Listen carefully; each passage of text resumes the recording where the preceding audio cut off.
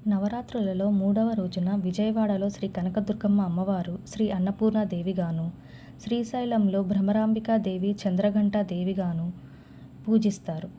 దసరా నవరాత్రి 3వ రోజు పూజని నిర్వహించుకోవాల్సిన తేదీ అక్టోబర్ 5 శనివారం ఉదయం 7:30 నుండి ఉదయం 9 గంటలలోపు.